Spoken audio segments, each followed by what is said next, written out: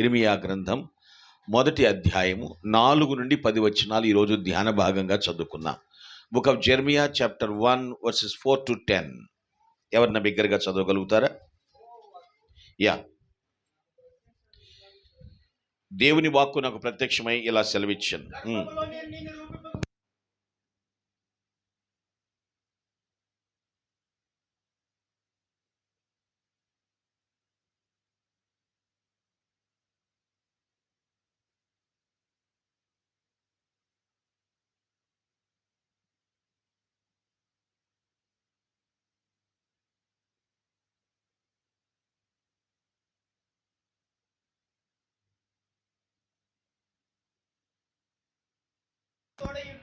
Yes,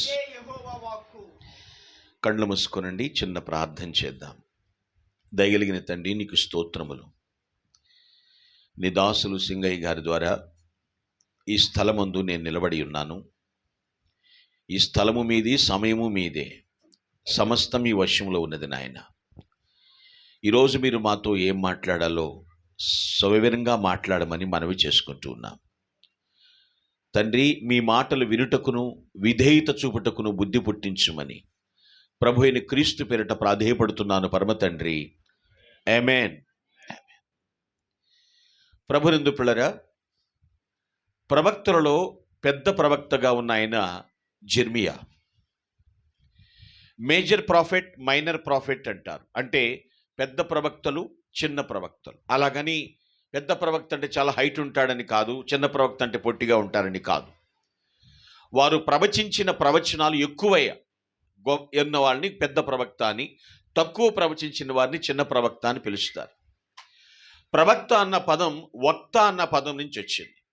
వక్త అంటే గొప్ప ఉపన్యాసం చేసేవారిని ఏమంటారండి? వక్తలు అంటారు.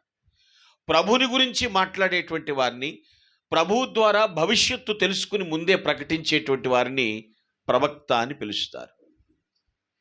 ఈయన ప్రవక్త ఇర్మియా. ఇర్మియా అంటే అర్థం యెహోవా స్థాపించును, ఆయన స్థిరపరుస్తాడని దాని అర్థం. వీళ్ళ తండ్రి గారి పేరు హిల్కియా, యాజక వంశం అండి ఆయనది. ఇర్మియా బ్రహ్మచారి, మంచి చదువుకున్నవాడు. అయితే గ్రహించండి, మంచి మర్యాదస్తుడు కూడా. కొంతమంది చదువు డాంబికంలో సంస్కారాన్ని మర్చిపోతూ ఉంటారు. మర్యాదస్తుడు, సున్నిత మనస్కుడు కూడా ఇర్మియా. ముక్కుసూటిగా మాట్లాడే వ్యక్తి ఇర్మియా. ఎన్నోసార్లు ముక్కుసూటిగా మాట్లాడడం వలన చాలామందికి విరోధమయ్యి ఇబ్బందులు పడి, నాకు ఈ సేవ వద్దు, నేను ఈ పని చేయలేనని ప్రక్కకు తప్పుకుందామని చాలా ప్రయత్నించాడు. కానీ దేవుని కృప బలవంతం చేత మళ్ళీ దేవుని సేవలు నిలబెట్టాడు ఆయన. హల్లెలూయా, హల్లెలూయా. ఎలా తప్పించుకుపోదాం అనుకున్నటువంటి వ్యక్తిని చివరికి కంచు గోపురంలాగా దేవుడు తన సేవలో వాడుకున్నాడండి. హల్లెలూయా. అటువంటి ఇర్మియాతో దేవుడు మాట్లాడుతున్నటువంటి మాటలండి ఇవన్నీ కూడా.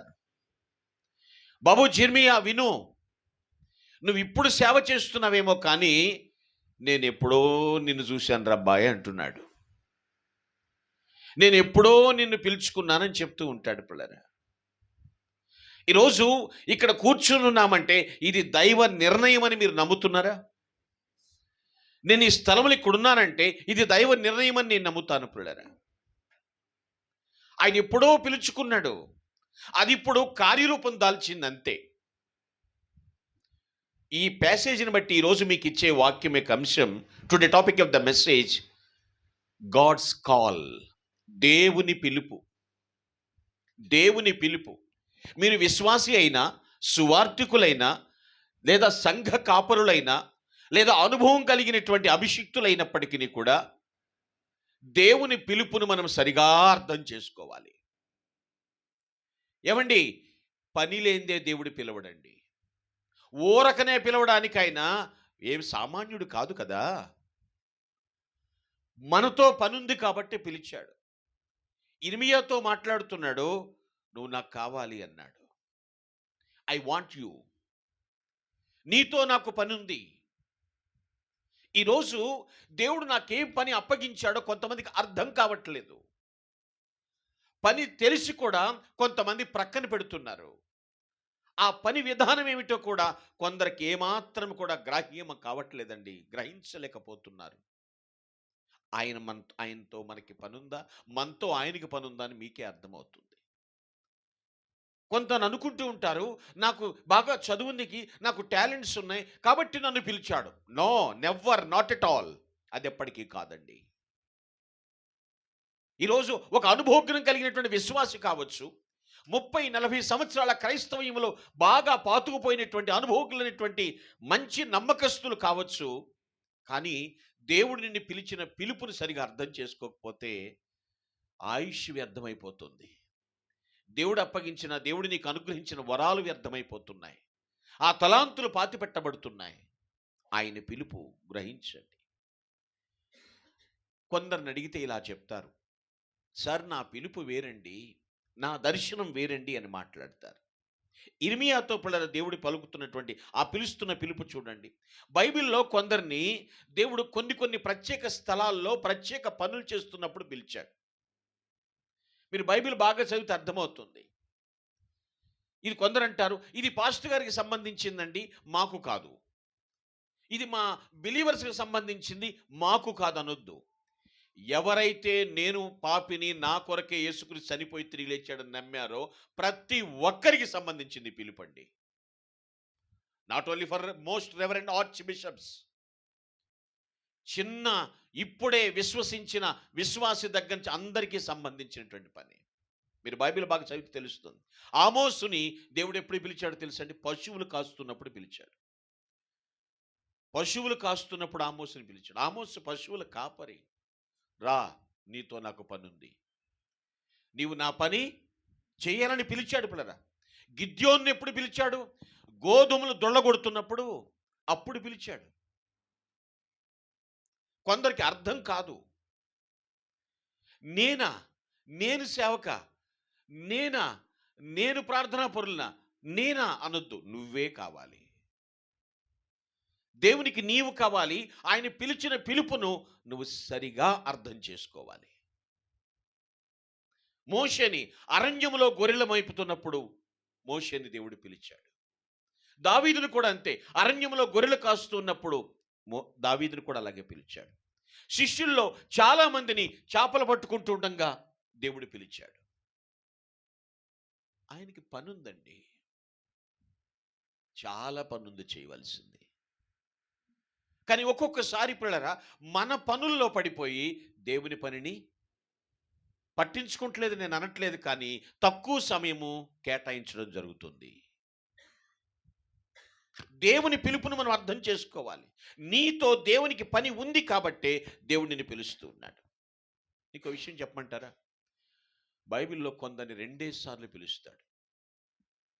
అవునంటారా కాదంటారా? అబ్రహామా, అబ్రహామా, మోషే, మోషే, సమూయేలు, సమూయేలు, మార్తా, మార్తా, సౌలా, సౌలా, ఇలా చెప్పుకుంటే చాలాసార్లు. యెరూషలేమా, యెరూషలేమా, 2 టైమ్స్, 2 సార్లు పిలిచాడు. మీకు ఈ పదాలు అర్థం కావాలంటే, ఒక వ్యక్తి అలా రోడ్డు మీద సైకిల్ మీద బండి మీద వెళ్ళిపోతుంటే చప్పట్లు కొడతావు, పలకపోతే సుబ్బారావు, సుబ్బారావు అంటూ ఉంటావు. అంటే ఏమిటి? ఆ వ్యక్తితో నీకు అర్జెంటుగా పని ఉంది కాబట్టి పిలుస్తున్నాడు. దేవుని పిలుపుని మనము సరిగా గ్రహిస్తున్నామా? దేవుడు మనకిచ్చిన ఆయుష్కాలాన్ని అర్థవంతంగా ఉపయోగిస్తున్నామా?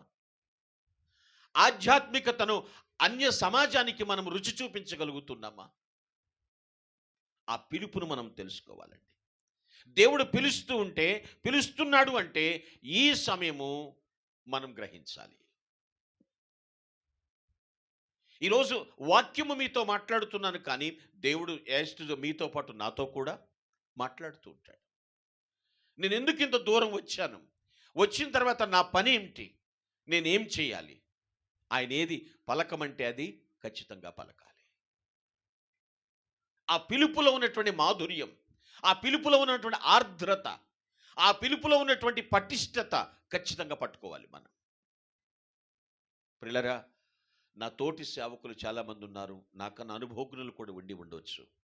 ఒక్కసారి దేవుని పిలుపుని సరిగా లక్ష్య పెడితే, సరైనటువంటి లక్షణాలు కలిగి జీవిస్తే ఉన్నత స్థానంలో మన దేవుడు కూర్చోబెడతాడు ఆయన. హల్లెలూయా! దానిలో ఎటువంటి అనుమానం లేదండి. No more doubt in this. నువ్వు ఊహించని అద్భుతాలు నీ ద్వారానే దేవుడు జరిగిస్తాడు. నేనేనా అన్నట్లుగా నిన్ను ఆశ్చర్యచకితులను చేస్తాడు. మనం పబ్లిసిటీ అవ్వాలంటే మనం అవ్వండి. మనం అలా కాలేము కూడా ఎప్పటికీ కూడా. నీ దేవుడిని ముందు పెట్టు, ఆయన హైలైట్ చేయి, ఆయన హైప్ చేయి, ఆయన గ్లోరిఫై చేయి, ఎప్పుడు మహింపరచు దేవుణ్ణి. ఒరే బాబు నువ్వు రారా నా ముందుకని ఆయనే తన ముందుకు తీసుకొచ్చి నిలబెడతాడు ఆయన. ఇర్మియాతో అంటున్నాడు, ఇదిగో నేను చెప్పిన జాగ్రత్త విను అంటే ఇర్మియా వెంటనే అనేస్తాడు, నేను బాలుణ్ణి అంటాడు. ఏమంటాడండి? దాన్ని ఏమంటారు? షాక్ అనరా? మోషే అంటాడు చూడు, నేను నెత్తివాడిని. అర్థమవుతుందండి. చాలామంది బాబు ఈ పని చేయంటే, అవే నేనెక్కడ సార్, నేనెక్కడ బెబే అంటాడు. ఇక్కడ అందుకే ఆ పిలుపు విషయంలో 3 ప్రాముఖ్యమైనటువంటి ఘట్టాలు ఇక్కడ పెట్టాడండి. ఒక్కసారి చదువుదాం. 4వ వచనం 5వ వచనం ఒకసారి చదవండి అమ్మా. 5వ వచనం. గర్భములో నేను నిన్ను రూపింపక మునిపే. చూడండి ఒక్కనాడు. నెంబర్ 1 మొట్టమొదటిగా పిలుపులో ఎట్లా ఉందట, నిన్ను ఎరిగి తిని అంటున్నాడు. He understood. నిన్ను బాగా, నీ గురించి బాగా ఆయనకి తెలుసు. నిన్ను ఎందుకు ఎప్పుడు పిలిచాడో తెలుసా? నీవేంటో ఆయనకి తెలుసు, తెలిసే పిలిచాడు. ఎప్పుడట? గర్భములో రూపింపబడక మునిపే. కొంతమంది అంటారు చూడ, స్త్రీలో ఎక్స్ క్రోమోజోమ్స్ ఉంటాయి, పురుషుల్లో ఎక్స్ వై 2 క్రోమోజోమ్స్ ఉంటాయి. సంతానము పురుషుడిగా పుట్టాలంటే ఇటు నుంచి ఎక్స్ అటు నుంచి వై క్రోమోజోమ్స్ కలిస్తే మగపిల్లడు పుడతాడంటారు.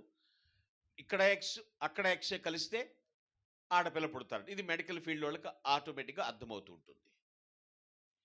నీవు గర్భములో రూపింపబడక మునిపే ఆయన నిన్ను ఎరిగి తిని అంటున్నాడు.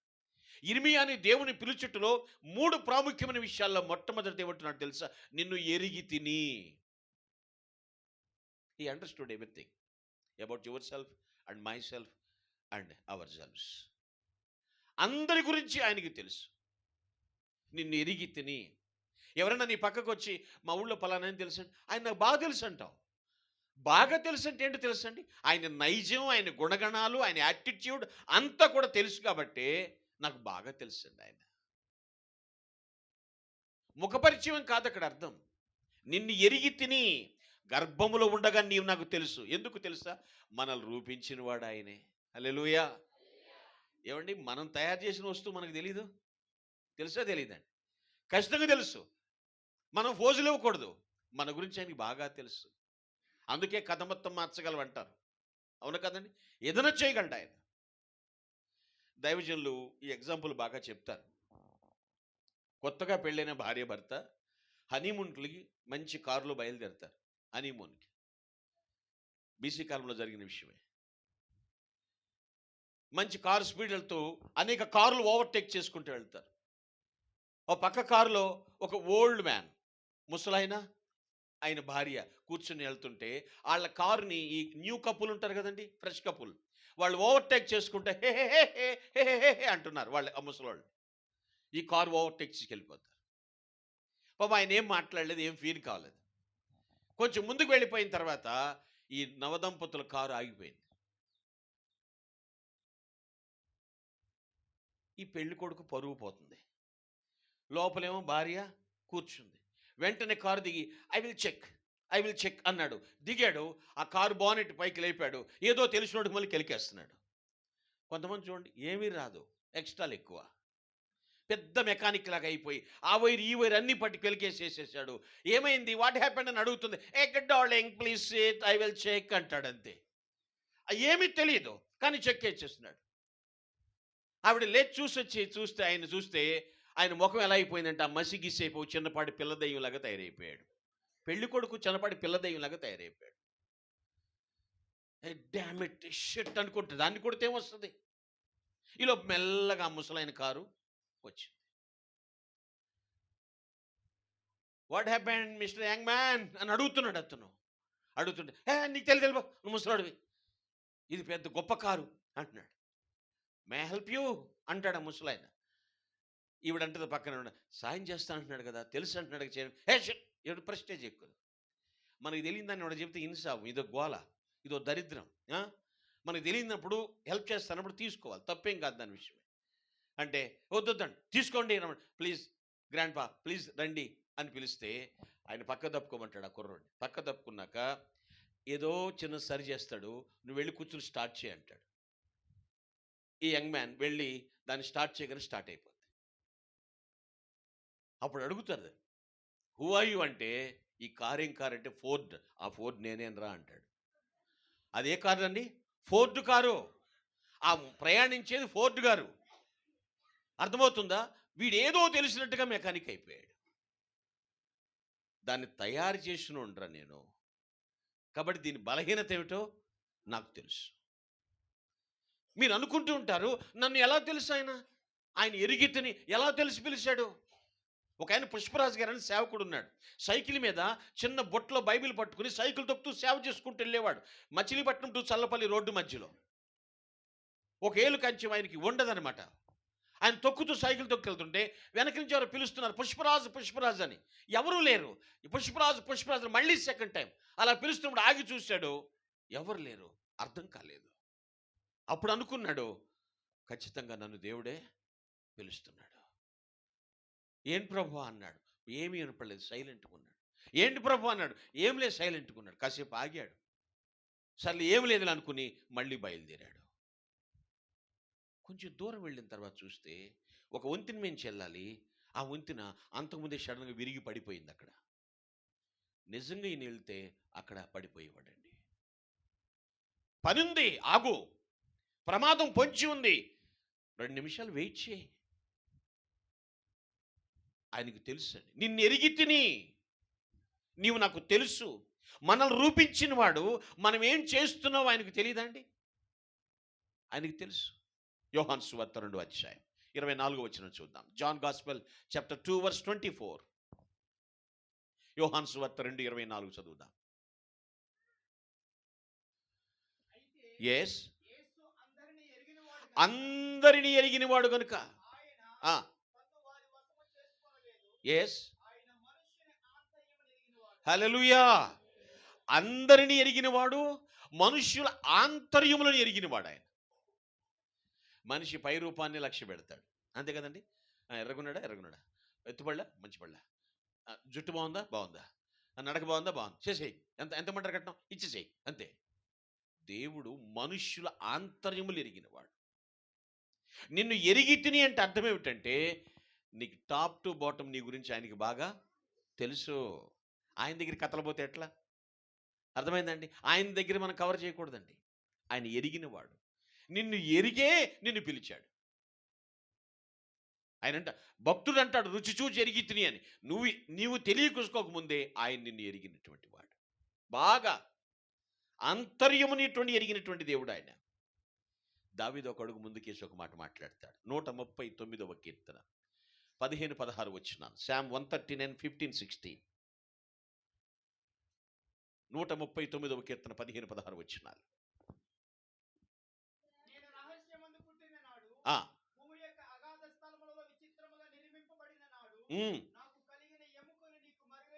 ఏమీ నీకు తెలియదయ్యా, మరుగు అన్నీ నీకు తెలుసు.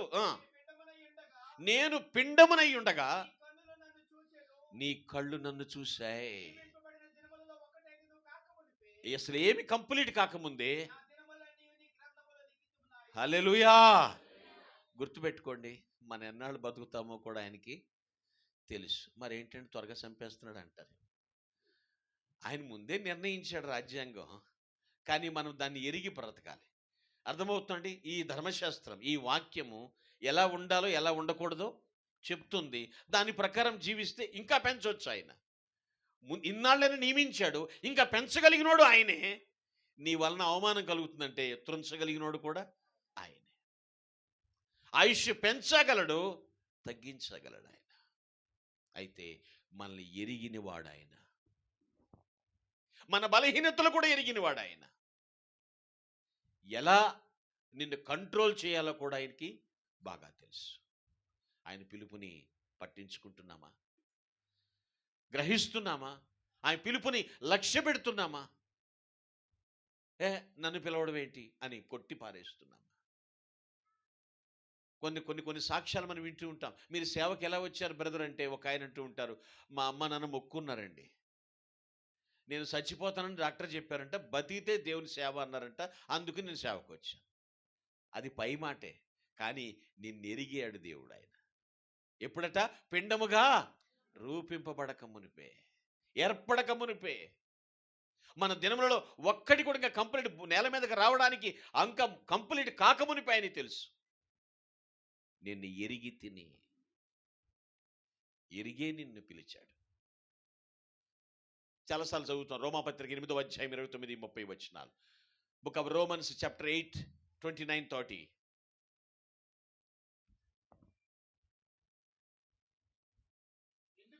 ఎందుకంటే ఎస్, దేవుడు ముందుగా ఎవరిని ఎరిగినో ప్రభువుతో సమారూపంగా అలిగి ఉండడానికి చాలండి. ముందుగా ఎరిగి ఉన్నాడు కాబట్టి ఆయన పిలుచుకున్నాడు. కొంతమందికి పిలుపు అర్థం కాలేదు. కొన్ని పిలుపులు సెపరేట్గా ఉంటాయి, ప్రత్యేకంగా ఉంటాయి. ఇప్పుడు చెప్పాను కదా, ఆమోసుని ఏ పని చేస్తున్నప్పుడు పిలిచాడు, మోషేని, దావీదుని. అర్థమవుతుందండి పిల్లలు? Different times. కానీ పిలుపు చాలా ప్రత్యేకమైనది. కాల్ అంటారు కదండి, కాల్. కొంతమంది చూడండి, చాలా ఇంటర్వ్యూలు ఫేస్ చేస్తూ ఉంటారు, ఇంటర్వ్యూల మీద ఇంటర్వ్యూలకు వెళ్తూ ఉంటారు, కానీ ఎప్పుడు పిలుస్తారా అని ఎదురు చూస్తూ ఉంటారు. నిన్ను ఎరిగి తిని, ఆ మాట గుర్తుపెట్టుకోండి. దేవునికి నువ్వు బాగా తెలుసు. తెలుగులో ఒక మాట ఉంటారు, అమ్మ పుట్టిల్లు మేనమామకు తెలుసా తెలీదా? తెలీదా? బాగా తెలుసు. అమ్మ ఎక్కడ పుట్టిందో మేనమామకు తెలీదు.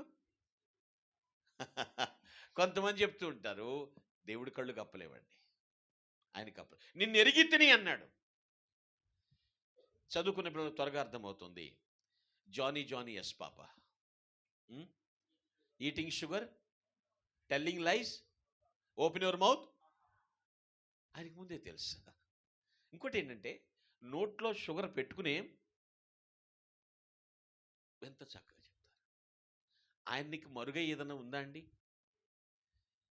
పిల్లోడికి చెప్పిందట, నేను పొలం వెళ్తున్నాను రా, ఆ డబ్బాలో ఉన్నటువంటి సున్నుండలు తినమాక, నేను వచ్చి నీకు ఇస్తా, నువ్వు తింటుంటే అదిగో యేసుప్రభు ఫోటో, దేవుడు చూస్తున్నాడు జాగ్రత్త అన్నాడు అన్న తల్లి. అలాగేనమ్మా తిన్నమ్మా అన్నాడు. పొలం వెళ్ళిపోయినాక వీడు ఏం చేశాడు, ఒక టవల్ తీసుకొచ్చి ఆ ఫోటో మీద వేసేసి తీసుకుని తినేస్తున్నాడు.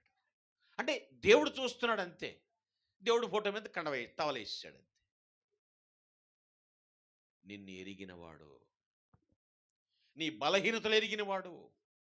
What is your character? Character means నీ ప్రవర్తన అంటే అర్థం ఏంటో తెలుసా అండి?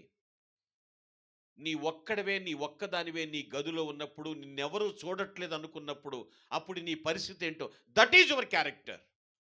అది నీ ప్రవర్తన.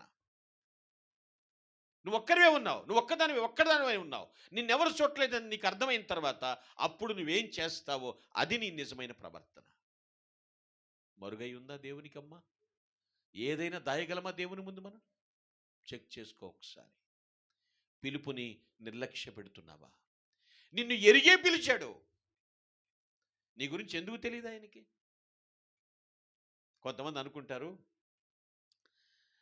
మీరు అలా అనుకుంటారు, కానీ కొంతమంది అనుకుంటారు, నేనేంటి అడవిల్లో సేవ ఏంటి, నేనేంటి కొండల్లో సేవ ఏంటి, అసలు నాకున్న టాలెంట్ ఏంటి, నాకున్న చదువు ఏంటి, నేనైతే ఏ మెట్రోపాలిటన్ సిటీలోనో సేవ చేయాలి, అనవసరంగా ఇక్కడ ఉండిపోయాను అనుకుంటావు. నువ్వేమో అనవసరంగా ఉండలా, నీతో అవసరమయ్యే దేవుడు ఇక్కడ పెట్టాడు. ఆయన నమ్మిన వారి స్తోత్రం చెప్దాం ఒకసారి.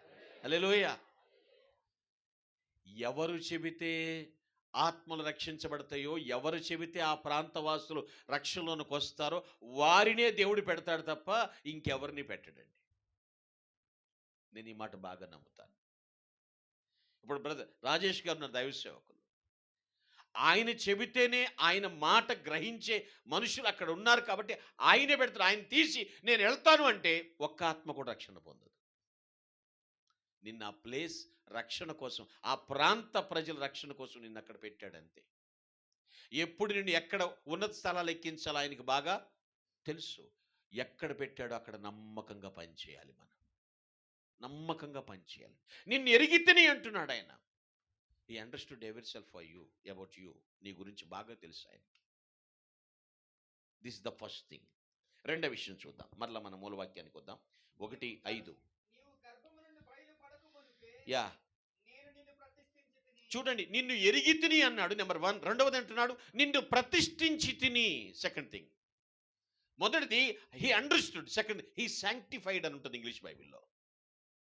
నిన్ను ప్రతిష్ఠించి తిని అనగా ఆయన పని కొరకు ప్రత్యేకపరచడం అన్నమాట. ఆయన పని కొరకు శుద్ధీకరణ చేయటం అన్నమాట. అది విశ్వాసులైనా, సువార్థికులైనా, దేవుని సేవకులైనా, సంఘ కాపురులైనప్పటికీ కూడా. నీ ఇంట్లో నువ్వు ఒక్కదానివే రక్షించబడ్డావనుకో, నీ కుటుంబ సభ్యుల కోసం నిన్ను ప్రతిష్ఠించాడు దేవుడు. నీ ద్వారా నీ కుటుంబాన్ని రక్షించాలనుకుంటున్నాడు ఆయన. హల్లెలూయా.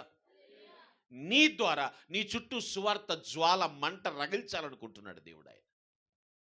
నిన్ను ప్రతిష్ఠించి తిని అంటే ఆయన ప్రత్యేకమైన పని కొరకు నిన్ను సెపరేట్ చేశాడు, స్పెషల్గా చేశాడు. ప్రతిష్ఠించి తిని అంటే సమూయేలును ప్రతిష్ఠించిన రీతిగా.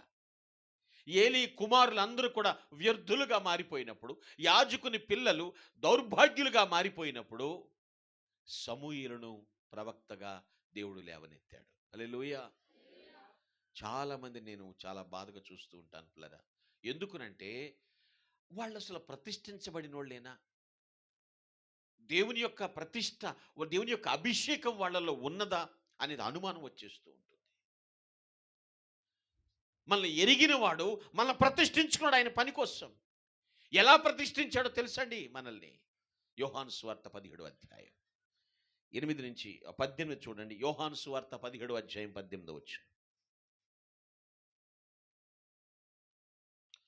యోహాను సువార్త 17:18.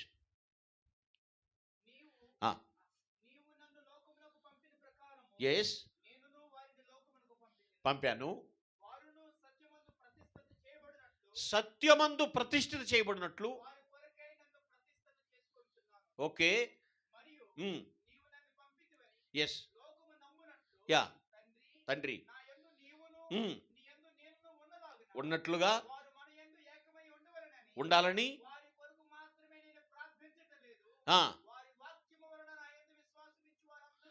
అందరూ ఏకమై ఉండవలనని. హల్లెలూయా. కేవలం ఇక్కడ స్వార్థం లేదండి యేసు ప్రభు ప్రార్థనలో. ఇది యేసయ్య చేసిన సుదీర్ఘమైనటువంటి ప్రార్థన. గిన్నిస్ రికార్డెడ్ అండి ఈ ప్రార్థన. ఎందుకంటే హై ప్రీస్ట్స్ ప్రేయర్ అంటారు దీన్ని. యోహాను సువార్త 17 ప్రధాన యాజకుడు ప్రార్థన. గిన్నిస్ రికార్డెడ్ అనమాట ఇది. అక్కడ ఆయన చేస్తున్నటువంటి మాట ఏమిటంటే సత్యమందు ప్రతిష్ఠ చేస్తుని. ఎక్కడండి మనం ప్రతిష్ఠించబడింది? సత్యం. సత్యం అంటే ఎవరు? నేనే మార్గమును సత్యము. దేవుని యందు ప్రతిష్ఠ చేయబడ్డాం మనం. సత్యం మారుతుందా ఎక్కడికి వెళ్ళినా? ఏమండి? సత్యం మారదండి. US, German, Japan, UK, London ఎక్కడికైనా వెళ్ళండి. 2 రోజులు అంటే ఎంత చెప్తారండి? 2 రోజులు ఎంత? దారకొండలో. కొంచెం టౌన్కి వెళ్తే 2 రోజులు ఎంత? దేశాలు వేరైనా, రాష్ట్రాలు వేరైనా, వస్త్రధారణ వేరైనా, వేషాలు వేరైనా, ఎక్కడున్నప్పటికీ కూడా 2 రోజులు 4. సత్యం మారదండి. సత్యం సత్యమే. మహాత్మా గాంధీ గారు చెప్పారు, సత్యమేవ జయతే నానృతం అని. అంటే సత్యమే జయించాలి. సత్యమేవ జయతే అండి. నానృతం అంటే అర్థం అబద్ధం ఆడకూడదు అని. నిన్ను ఎందుకు ప్రతిష్ఠించాడు అంటే సత్యమందు ప్రతిష్ఠించాడు. ఎందుకంటే నీ నుంచి సత్యమే బయటికి రావాలి, అనగా ప్రభువే బయటికి రావాలి. నీ యాటిట్యూడ్ అంతట్లో ప్రభువే కనపడాలి. కొంతమంది నడిస్తే చూడండి, వాళ్ళ తాత చూసినట్టుందే నడుస్తుంటే అంటారు. ఎవరు చూసినట్టు? వాళ్ళ తాత ఇలాగే నడిచేవాడంట. ఇప్పుడు ఈ పిల్ల కూడా అలాగే అచ్చం తాత అంశ అంటారు. మన ప్రవర్తన ఎవరిని గుర్తుకు తీసుకురావాలమ్మా? యేసు ప్రభు వారిని. ప్రతిష్ఠించి తిని దాని కొరికే నేను ప్రతిష్ఠించాను. కొంతమంది వాళ్ళ ప్రతిష్ఠతను మర్చిపోతారు. ఆ అనాయింట్మెంట్ని వ్యర్థం చేసేస్తారు. దేవుడు వారికి ఇచ్చినటువంటి ఆ అభిషేకాన్ని పాడు చేసుకుంటారు. అది మంచిది కాదు. నిన్ను ఎరిగిన వాడు నిన్ను ప్రతిష్ఠించాడు. అదే ఇక్కడ ఇర్మియాతో అంటున్నాడు. ఇర్మియా, నేను బాలుడను నువ్వు అనొద్దు. నువ్వు ఇప్పుడు కాదు, నాకెప్పుడో తెలుసు. నేను ఆనాడే ప్రతిష్ఠించేశాను. ఆ డెడికేషన్, ఆ శాంక్టిఫికేషన్ అనేది, ఆ ఆర్డినేషన్ అనేది అప్పుడు జరిగిపోయింది. ఇప్పుడు కార్యరూపం దాలుస్తుంది అంతే. నువ్వు ప్రతిష్ఠించబడ్డావా? దేవుని కొరకే ప్రతిష్ఠ చేయబడ్డావా? తన ప్రతిష్ఠ తను పాడు చేసుకున్నాడు సంసోను. నాజీరు చేయబడిన వాడు కదమ్మా. దేవుని చేత వ్రతం, నాజీరు అంటే వ్రతం దీక్ష పెట్టినట్లుగా దేవుని చేత ప్రతిష్ఠ చేయబడిన వాడు నాజీరు అనగా శాంసన్. ఏమైపోయాడు? చివరికి ఒక స్త్రీ తొడల మీద బానిస అయిపోయాడు. దెలీలాకి బానిస అయిపోయాడండి. ఎంత దారుణం! తనకిచ్చినటువంటి అభిషేకం, తనకున్నటువంటి ప్రత్యేకతను కోల్పోయాడు. ఈరోజు దేనికి లొంగిపోతున్నారు మీరు? మీ ప్రతిష్ఠితను ఎలా పాడు చేసుకుంటున్నారు? ఒక మాట చెప్తూ ఉంటారు, మనిషి అంటే మనీ షీ, మనీకి పడకూడదు, షీకి లొంగకూడదు. వాడే మనిషి అంటారు. మనీ దీనికి లొంగిపోకూడదు, షీ స్త్రీ లొంగిపోకూడదు, స్త్రీ అయితే పురుషుడికి లొంగిపోకూడదు. వాడు మనిషి అని వేదాంతం చెప్తూ ఉంటారు. మరి మనము దేని విషయంలో బలహీనమైపోయాం? దేవుడు మనకు అప్పగించినటువంటి ప్రాణప్రతిష్టమైనటువంటి, ప్రాణప్రదమైనటువంటి, ఆయన ఇష్టపడేటువంటి పరిచయని మనకు అప్పగించినప్పుడు ఆ ప్రతిష్టతను కాపాడుకున్నామా లేదా? చూడండి, ఒక మందిరాన్ని ప్రతిష్ఠ చేస్తారు. అక్కడ ఏమేం జరగాలి? ఆరాధనలు మాత్రమే జరగాలి, ప్రార్థనలు మాత్రమే జరగాలి. అర్థమవుతుందండి? స్వస్థతలు జరగదు.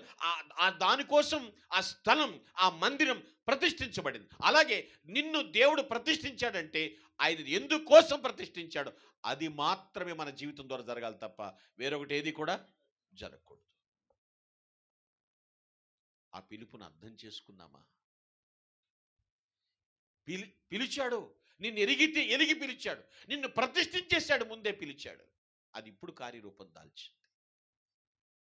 ఆ ప్రతిష్టకు విలువ లేకుండా చేస్తున్నారు కొందరు. ఈరోజు నా సేవ ఎదగలేదు, నా సేవ అభివృద్ధి కాలేదు. కొంతమంది సేవకులు బాధ, కొంతమంది విశ్వాసులు. నిన్నగాక మొన్న ఆవిడ యేసు ప్రభుని నమ్ముకుంది, 2 ఇళ్ళు కట్టింది, కనీసం నేను ఒక ఇల్లు కూడా కట్టలేదు. 2 బంగారపు గాజులు వేసింది, ఒకటి కూడా నేను నా మొగుడు ఎట్టా తయారయ్యాడని. ఇలా గొడవలు తప్ప అసలు దేవుడు కోరినట్టు నేనున్నానా? ఆయన ఆశించినట్లుగా నేను ఆరాధన చేస్తున్నానా నేను అనేది సెల్ఫ్ చెక్ అనేది లేకుండా పోయింది. నిన్ను ప్రతిష్ఠించాడు, ఒక ప్రత్యేకమైన పని కోసం ప్రతిష్ఠించాడు. ఆ పని పక్కన పడిపోయింది. ఏవేవో వచ్చి ఆ స్థలాన్ని ఆక్యుపై చేసేసుకుని ఆ ప్లేస్ని ఆక్రమించేసినాయి. ప్రియమైన దేవుని బిడ్డ, నిన్ను ఎరిగి ఉన్న దేవుడు నిన్ను ప్రతిష్ఠించాడు. నా తోటి జత కాపరులారా, మీకు తెలియజేస్తున్నాను, నీవు ప్రతిష్ఠించబడినటువంటి వ్యక్తివి. హల్లెలూయా! నువ్వు దేవుని కోసం, ఆయన పని కోసం ప్రతిష్ఠించబడిన వ్యక్తివి. కష్టమైన, అవమానమైన, ఆర్థికంగా ఏమాత్రం లాభం లేకపోయినా సరే ఆ ప్రతిష్ఠించబడినటువంటి పని చూపించు సమాజానికి. నీ దేవుడు నీ పనంతా రాస్తున్నాడు. ఆయన పనంతా రాస్తున్నాడండి. ఆయన నువ్వు చాటును అవమానించబడ్డా, పబ్లిక్గా సొసైటీలో అవమానించబడ్డా, అవమానాన్ని కూడా ఆహారంగా నువ్వు తీసేసుకుంటావే, అది కూడా దేవుడు రికార్డ్ చేస్తాడు. నిన్ను ఒంటరిగా విడిచిపెట్టాడు ఆయన. Praise the Lord. మిమ్మల్ని అనాథులుగా విడువను అని మాట ఇచ్చాడు ఆయన. ఎలా వదిలేస్తాడండి? పిలుపు చాలా ప్రాముఖ్యం. రెండవదిగా ప్రతిష్ఠించి తిని. మూడవదిగా చివరిగా మరొక విషయం చూపిస్తాను. మరలా చదువునైనా విషయాన్ని ఇర్మియా 1:5. మూడవదిగా నియమించి తిని. ఆర్డైన్డ్ అయిపోయింది, అపాయింట్మెంట్ అయిపోయింది. పిల్లలు గుర్తుపెట్టుకోండి. అక్కడ అంటున్నాడు అండర్స్టూడ్, నేను అర్థం చేసుకుని, నిన్ను తెలుసు, నీ గురించి నాకు బాగా తెలుసు. శాంక్టిఫైడ్, నిన్ను ప్రతిష్ఠించాను. ఆర్డైన్డ్ ఈజ్ అండ్ ప్రాఫిట్ అంటున్నాడు. నేను నియమించితిని. తన పని కొరకు ఎందుకు నియమించాడు. ఆ మాట అక్కడే చెప్పలేదు. 10వ వచనం కూడా చదవండి బాబు. ఎందుకు నియమించాడు? అపాయింట్మెంట్ ఎందుకు ఇచ్చాడు దేవుడు చెప్తున్నాడు. పెళ్ళగించుటకును, విర్రగొట్టడానికి, నాశనం చేయటానికి, పడగొట్టడానికి, తిరిగి కట్టడానికి, నాటడానికి. ఎస్, అందుకు అపాయింట్మెంట్ ఇచ్చాడండి మనకి. హల్లెలూయా. సాతాను రాజ్యాన్ని కూల్చటం కొరకు, అపవాది తంత్రాలు కూల్చబట్టుకోవడం కొరకు, దేవుని రాజ్యాన్ని నిలబెట్టడం కోసం, ఈ భూమి మీద దేవుని రాజ్యాన్ని కట్టడం కోసమే దేవుడు మనల్ని నియమించుకున్నాడు. దాని కొరకే మన అపాయింట్మెంట్ జరిగింది.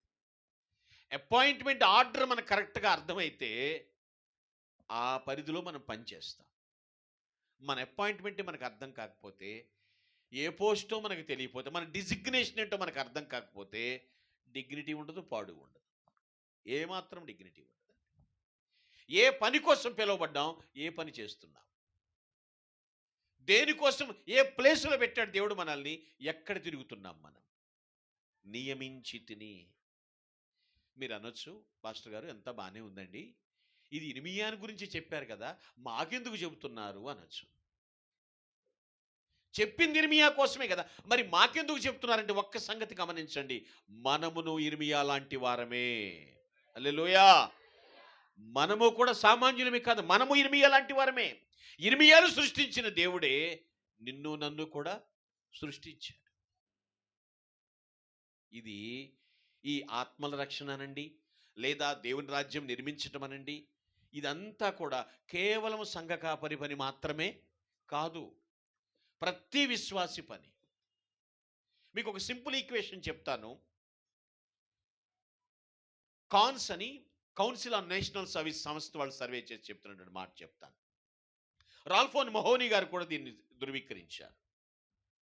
ఒక్క దేవుని బిడ్డ సంవత్సరమునకు ఒక దేవుని బిడ్డగా నడిపించగలిగితే, అంటే ఒక అన్యుడిని దేవుని రాజ్య వారసుడిగా చేయగలిగి దేవుళ్ళకి నడిపించగలిగి, ఒక ఆత్మ ఒక్క ఆత్మను సంవత్సరానికి ఒక్క ఆత్మను రక్షించగలిగితే, కేవలము 33 సంవత్సరాల్లోనే ప్రపంచమంతా కూడా దేవుని బిడ్డలుగా మార్పు చెందుతారని చెప్పాడు. హల్లెలూయా. ఎన్ని సంవత్సరాల్లో? ఇప్పుడు ఎన్ని సంవత్సరాలు జరుగుతుంది? 2000. మరి అయ్యిందా? అంటే ఏంటి? ఎవరి పని వాళ్ళు చేయట్లేదు. తప్పు ఒప్పుకుంటా కూడా ధైర్యం ఉండాలండి. కొంతమంది ఒప్పుకునేటువంటి ధైర్యం ఉండదు, దాని నుంచి ఎస్కేప్ అవటం ట్రై చేస్తూ ఉంటారు. ఒప్పుకుంటాం కూడా అవార్డు పొందుకున్నట్టు ఆనందంగా ఉంటుంది ఒక్కొక్కసారి. తప్పును ఒప్పుకోవాలి. నేను నిన్ను నియమించాను. ఇర్మియాను ఎరిగి ఏర్పాటు చేసుకున్నవాడే మనల్ని కూడా ఏర్పాటు చేసుకున్నాడు. ఆ ఏర్పాట్లో రహస్యం అదే. ఆయన పని కొరకై నిన్ను నన్ను ఎన్నుకున్నాడు, పిలుస్తున్నాడు. మీరు అనొచ్చు ఏమని, ఇది పాస్టర్ గారి పని, మా పని కాదు. సేవా భారం పాస్టర్ గారికి మాత్రమే లేదండి, గుర్తుపెట్టుకుంటున్నారు. ఎప్పుడు కూడా అలా అనుకోవద్దు. పౌలు భక్తుడు చెప్పిన మాట ఒకటి గుర్తు చేసుకుందాం. కొరింథీయులకు రాసిన మొదటి పత్రిక 9:16. కొరింథీయులకు రాసిన మొదటి పత్రిక 9:16. ఒక 1 Corinthians 9:16 ప్లీజ్ రీడ్. యా, నేను చాలా సువార్త ప్రకటించాను, కానీ నేను గర్వించట్లేదు. భారము నా మీద మోపబడి ఉన్నది. అయ్యో, పౌలు ఏమన్నా పాస్టర్ గారా అండి? Is not a pastor. ఆయన పాస్టర్ గారు కాదండి. ఈజ్ అన్ ఇవాంజలిస్ట్, సువార్థికుడు. ఆయన ఉంటున్నాడు, సువార్త ప్రకటింపవలసిన భారము నా మీద మోపబడి ఉన్నది. ఆ భారం పెట్టిన వాడెవరు? దేవుడే. ఒక సువార్థికుడికి ఆయన ఫీల్ అవుతున్నాడు. అయ్యో, నేను సువార్త చెప్పకపోతే నాకు శ్రమ. అయ్యో అన్న పదం ఎక్కడ వాడతాం తెలుసండి? గొప్ప వినాశనం జరిగినప్పుడు వాడతాం ఆ పదాన్ని.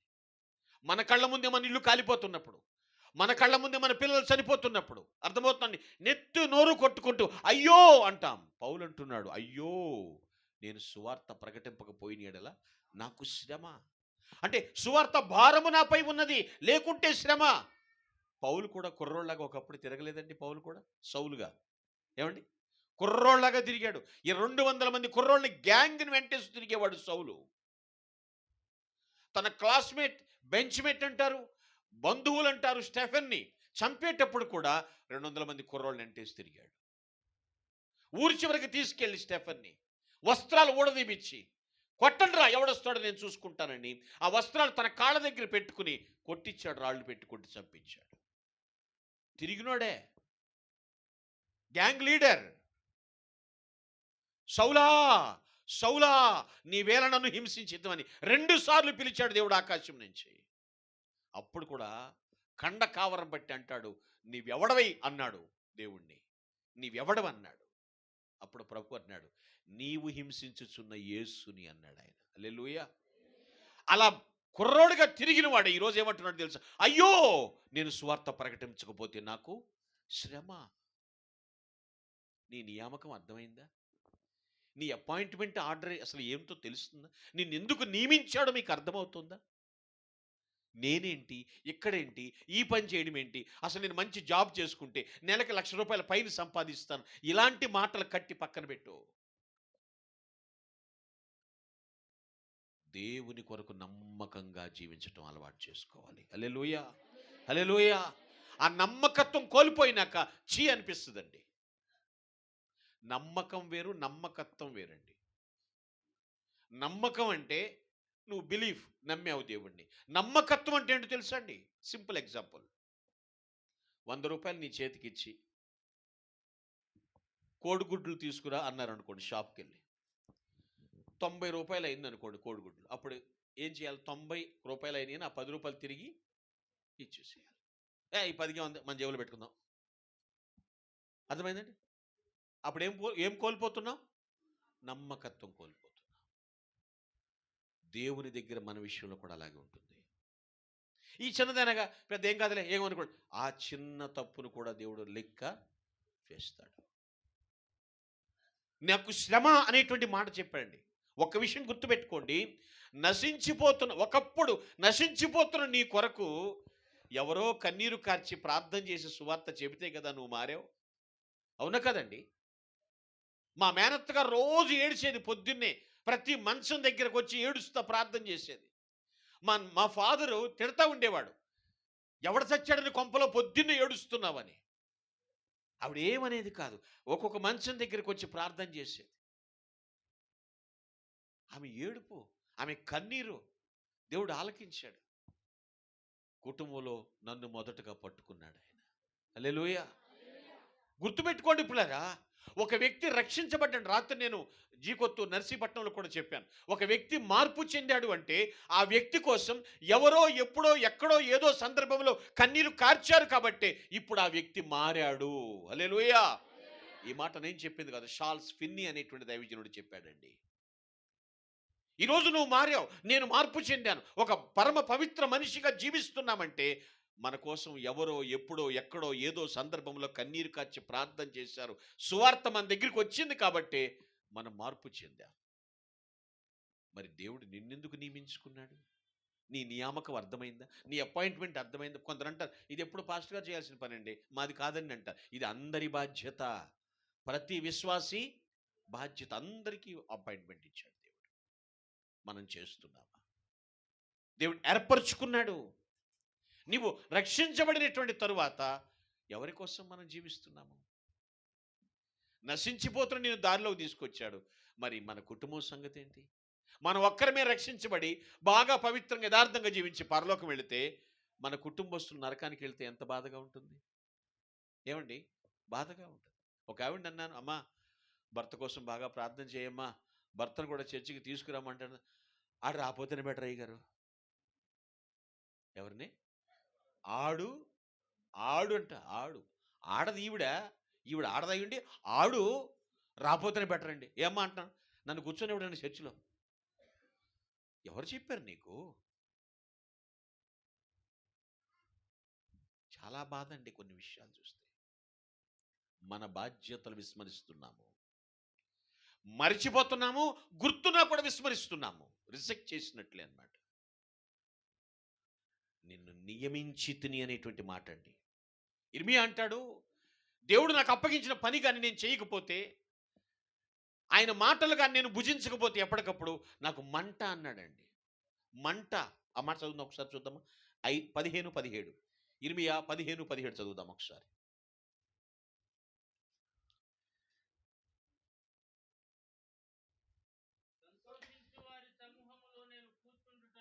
ఆ,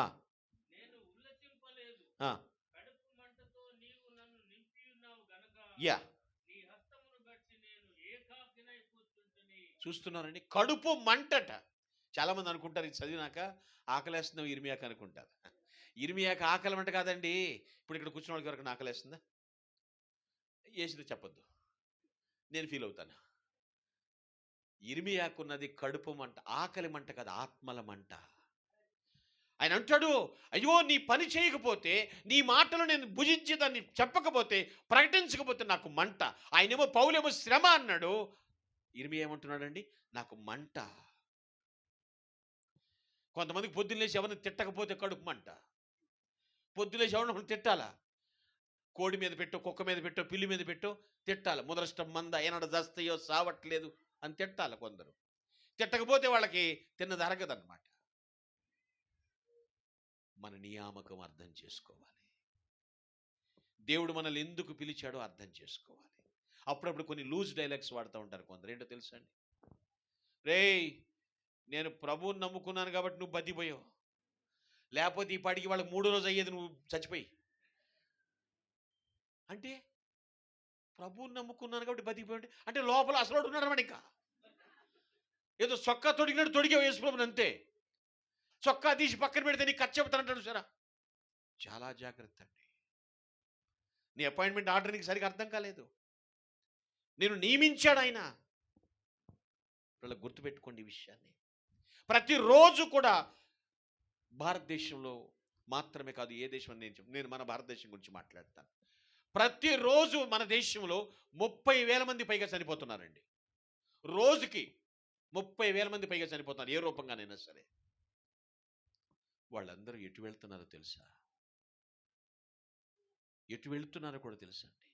ఎందరు దానిలో నరకానికి వెళ్తున్నారో మనకు తెలియదు. అందుకే అంటాడు, అగ్నిగుండమును లాగినట్లు కొందరినైనా మనం లాగాలి, రక్షించాలి. అందుకే మనకు అపాయింట్మెంట్ ఇచ్చాడు దేవుడు. అందుకే మన ఆర్డినేషన్ చేశాడు దేవుడు, నియమికం చేశాడు. మహా తెలివిగలవాళ్ళు ఉన్నారండి కొందరు, వాళ్ళ గురించి చెప్తాను. దేవుడు పిలుచుకుంటే వస్తానండి సేవకి.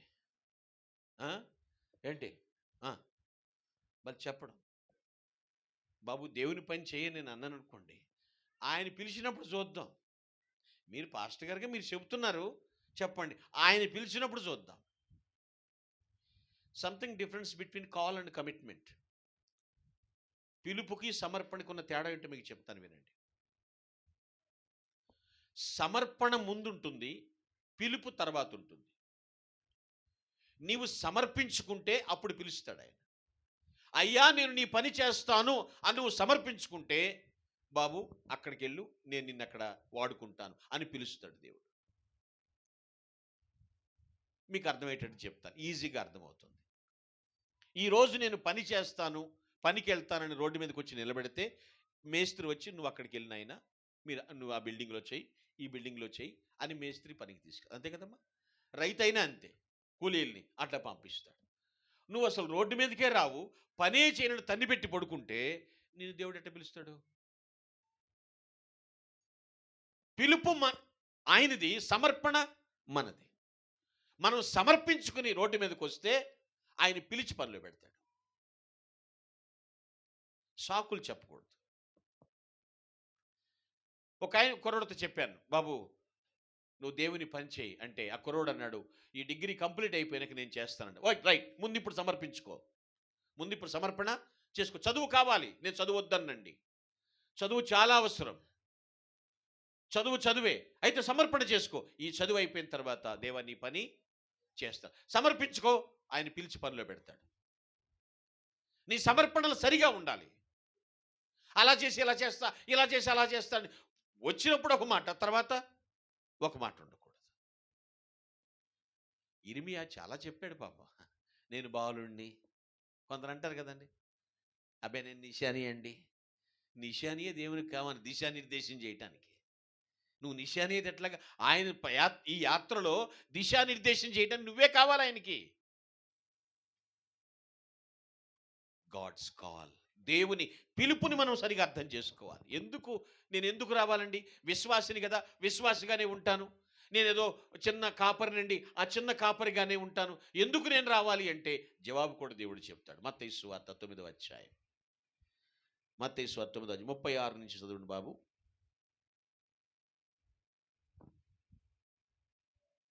మత్తయి సువార్త 9వ అధ్యాయం 36 నుంచి.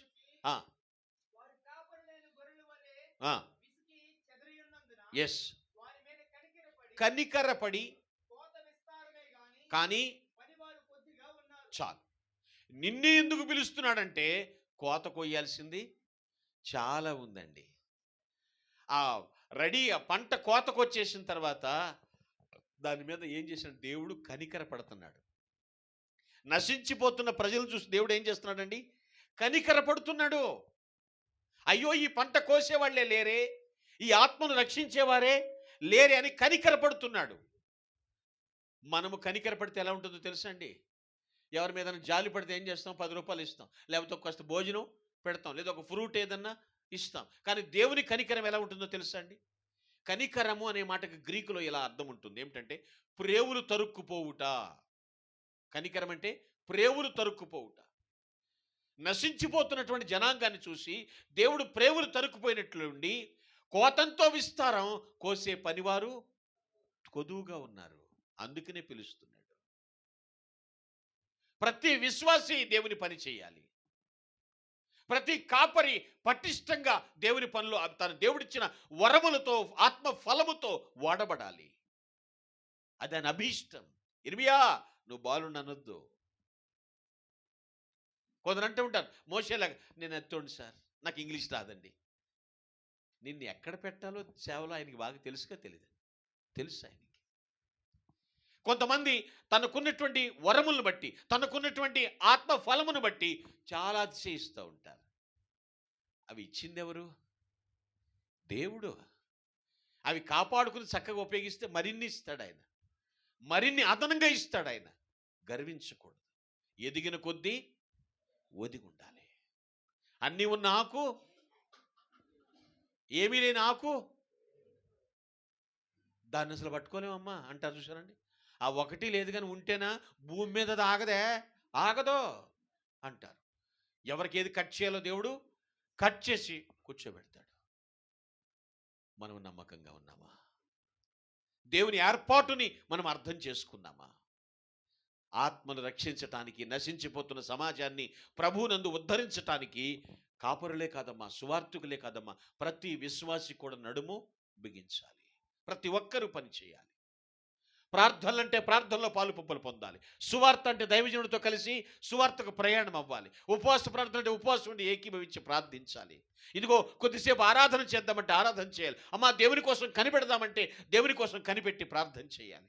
ప్రతి దానిలో కాపరి గారితో నేను సైతం ప్రభువా అన్నట్లుగా ఆయన్ని వెంబడిస్తూ ఉంటే మన భవిష్యత్తును నిర్ణయించేవాడు దేవుడండి. హల్లెలూయా. ఆయన ఒంటరిగా విడిచిపెట్టాడు. నేను అసలు ఫస్ట్ దేవుడిని తిట్టినోండి, కానీ ప్రభువుని తెలుసుకున్నాక లెంపలేసుకున్నాను. తప్పు తెలియకముందే కదా తిట్టేదా, తెలియనాక అజ్ఞానం మాట్లాడినందుకు లెంపలేసుకున్నాను. నా 19వ ఏట ప్రభు నన్ను రక్షించుకున్నాడు. తద్వారా ప్రభు నా ద్వారా నా కుటుంబం అంతటిని దేవుడు రక్షించుకున్నాడు. హల్లెలూయా. నా 2 తమ్ముళ్ళు సంపూర్ణంగా దేవుని సేవలో పాస్టర్స్గా పనిచేస్తున్నారు. నేను ఎందుకు ఈ మాట సంతోషంగా సగర్వంగా చెప్తున్నానంటే, ఒకప్పుడు నేను చనిపోవలసిన వాడిని. నా పేరు మర్చిపోయేవాళ్ళు, కానీ దేవుడు బ్రతికించాడు. వాస్తవాన్ని మీకు ప్రకటిస్తున్నాను పిల్లరా. ఈరోజు అనేక థియాలజికల్ సెమినరీస్లో, యూనివర్సిటీస్లో ఒక విజిటింగ్ ప్రొఫెసర్గా చెప్తూ, సంఘానికి కాపరిగా ఉంటూ, కుటుంబంలో పెద్దగా ఉంటూ నడిపిస్తూ ముందుకు వెళుతున్నాను. కానీ నాకున్నటువంటి బర్డన్ ఏంటో తెలుసా? నేను చేయగలిగినంత పని బతికిన కాలంలో చేయాలి. ఏం చేయగలుగుతానో దేవుని కొరకు ఆ పని చేయాలి. అది చేయటమే కర్తవ్యం. అందుకే దేవుడు పిలుచుకున్నాడు. అయితే ఒక్కటి, మనము దేవునికి ఇవ్వాల్సిన ఆన్సర్ ఏంటో తెలుసా అండి? ఆయన చెప్పాల్సింది చెప్పేశాడు ఇప్పుడు దాకా మనకి. అబ్బాయి నేను నిన్ను పిలుచుతాను, నేను పిలిచాను, నువ్వు సమర్పించుకో. ఎందుకు? నిన్ను ఎరిగాను, నిన్ను ప్రతిష్ఠించాను, నిన్నెప్పుడో నియామకం చేసేసా, అపాయింట్ చేసేసాను. మనం ఏమనాలో తెలుసా దేవునితో? ఒకే ఒక్క మాట అనాలి. ఆ మాట ఏంటో చెప్పి నేను ముగిస్తాను. యెషయా గ్రంథం 6వ అధ్యాయం 8-9 వచనాలు. యెషయా గ్రంథం 6వ అధ్యాయం 8-9 వచనాలు.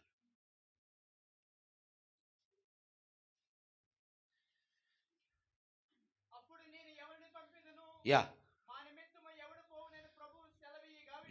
ఎస్. నేనున్నాను, నన్ను పంపు. యెషయా చెప్తున్నాడు చూడండి పిల్లరా.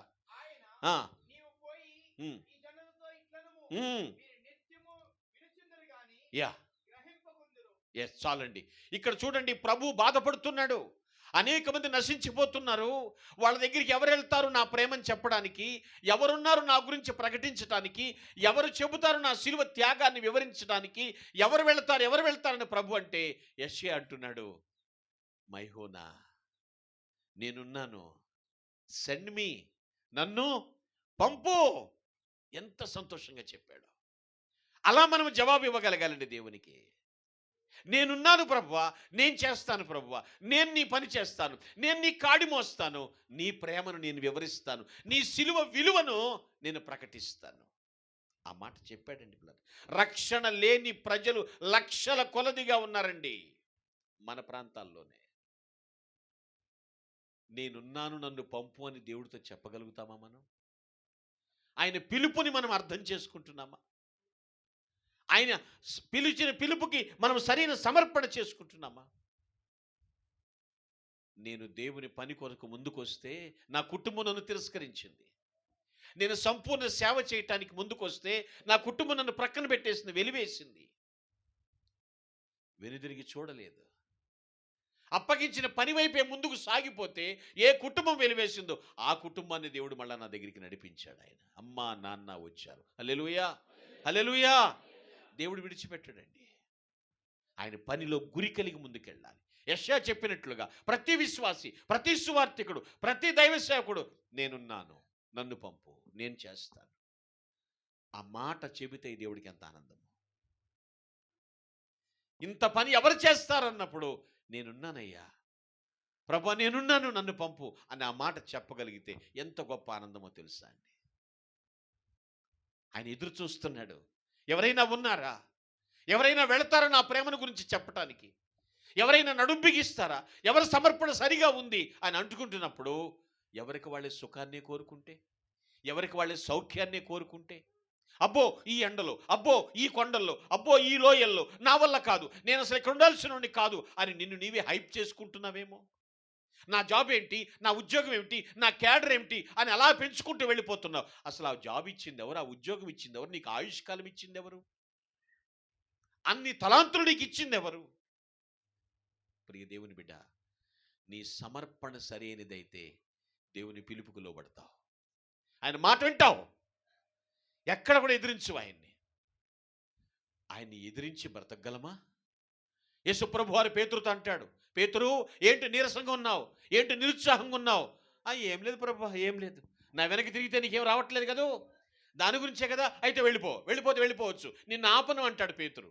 అప్పుడు పేతురు అంటాడు ప్రభుతో, నిన్ను వదిలేళ్ళి బతకగలనా ప్రభువా? సజీవ జల వరప్రదాతవు నీవు, జీవజల ఓటవు, నిన్ను విడిచి నేను బయటికి వెళ్ళి బట్ట కట్టగలనా? నో, ఆ మాట అనొద్దు ప్రభువా, నిన్ను ఇక్కడే ఉండిపోతానన్నాడు. ఆదిమ సంఘానికి దేవుడు కాపరిగా చేశాడు పేతుర్ని. హల్లెలూయా. భయపడిపోయాడు ప్రతి చిన్న విషయానికి. అటువంటి భయపడిపోయిన సీమోను స్వభావం ఎత్తేసి పేతురులాగా రాయి స్వభావంగా పెట్టి చివరికి నేను ప్రభు కోసం చనిపోవటానికి కూడా సిద్ధమని చెప్పాడు. ఒక్క మెసేజ్ ఇచ్చాడు పేతురు. ఫస్ట్ మెసేజ్కే 3,000 మంది బాప్తీసానికి సిద్ధపడ్డారండి. హల్లెలూయా. ఒక్క ప్రసంగం 3,000 మంది బాప్తీస్తారు. ఈరోజు 3,000 ప్రసంగాలు చేసినా ఒక్కడ బాప్తీసాన్ని రావట్లేదు. చాలా డిఫరెన్స్ ఉందండి.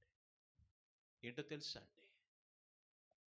ప్రకటిస్తున్నాము కానీ ఆ ప్రకటించినటువంటి దానిలోని భావజాలం, దానిలో ఉన్నటువంటి ఆ మాధుర్యం మనిషిలో కనబడుట లేదు. యేసుప్రభు గొప్ప దేవుడు అంటున్నావు, ఆ గొప్ప దేవుడు నీలో ఉన్నాడని ప్రజలకు కనపట్లేదు. అందుకే మనమందరం ఒక్కొక్కరం ఒక్కొక్క నడిచే దేవాలయం లాగా కనపడాలి సమాజానికి. హల్లెలూయా. మొబైల్ టెంపుల్స్ లాగా ఉండాలి మనం. దేవుడు అదే కోరుకుంటున్నాడు. దేవా, నీ పిలుపుని నేను శిరసావహిస్తాను, నేనున్నాను, నన్ను పంపు నాయనా, నీ పని చేస్తాను అన్నట్లయితే తల వంచండి, కళ్ళు మూసుకోండి, ప్రార్థన చేద్దాం. ఇర్మియా వలె, యెషయా వలె ఒక తీర్మానం చేసుకో. దేవా, నేను బాలుని అనొద్దు, నేను నెత్తివాడిని అని అనొద్దు, నేను చదువు లేనివాడిని అనొద్దు, నాకు అందసందాలు లేవు, నేను అక్కడికి వెళ్ళి మనలేని అనొద్దు. నీవు దయచేసి నేనున్నాను, నన్ను పంపు అని దేవునితో మాట్లాడగలవా? దేవునికి నువ్వు చెప్పగలవా? ఇప్పుడే మాట ఇవ్వగలవుగా దేవునికి? ప్రభువా, నీ పిలుపుని నేను శిరసావహిస్తాను. మీరు నన్ను ఎరిగిన దేవుడవు, నన్ను ప్రతిష్ఠించారు నాయన తండ్రి, నన్ను నియమించారు, నీ నియామకం నాకు అర్థమైంది అన్నట్లయితే నీ కుడి చేయి పైకెత్తి దేవుని స్తుతించు. నీ కుడి చేయి పైకెత్తి దేవుని స్తుతించు. ప్రభువా, నీ వాక్య ప్రకారం